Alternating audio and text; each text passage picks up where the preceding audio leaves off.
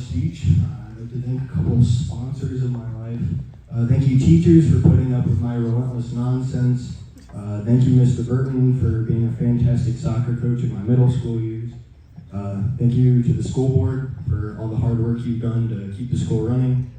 And most importantly, thank you to my parents who aren't here for taking me to school, the practices, games, and also dealing with me for 17 years.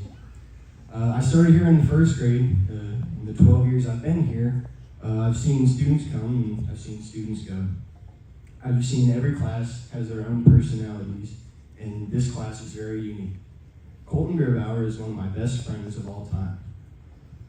We've gone to hockey games, church camps, concerts, and music festivals. We've played a couple different sports together. We worked at the same restaurant for a while. That's Wendy's, and I also hate it there. We seem to find each other in a lot of different friend groups. And we've had a lot of late night conversations in cars, campfires, over text, on the phone, and through all the highs and lows, we get along and we always forgive each other. Jackson Jewell was the first person to play with me at recess. He was my first friend here at Harlan, and we had a lot of the same interests in elementary school. I found out that Jackson and I had a special connection when I discovered two things. The first thing being that I am just 3 days older than him, meaning that I am his superior elder.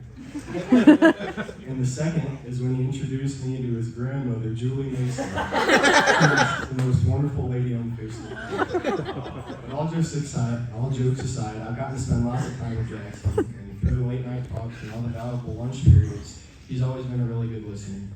He's witty, he's creative, he's smart, he's awesome. Trent McCrowell started off as a weird little guy with bangs, and after getting to know him in no time at all, we clicked and became really good friends. He's always been a really good listener, always been a good advice giver, and especially when I've needed it most. And though you've probably made me mad more than any other person in this class, you've also been there to add your cringy sense of humor and make me laugh at the worst possible moments.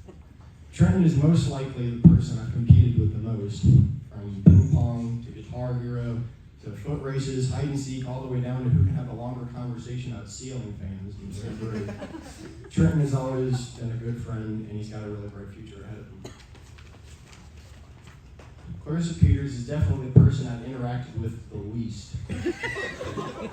We are two completely different people, and I can honestly say that I don't think we said more than 100 words to each other until sophomore year. But because I didn't spend any time with Claire doesn't mean I don't have an opinion on it.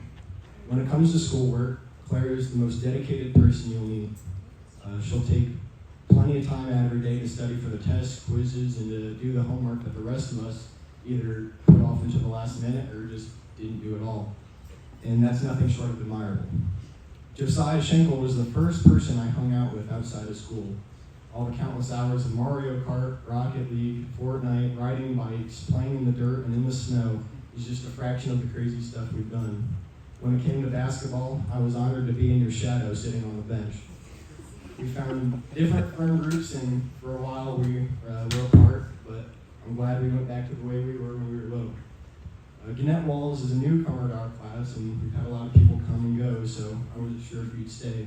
But you're here for a long run. It's true. It wasn't too long before I realized you had a really come and leave every year.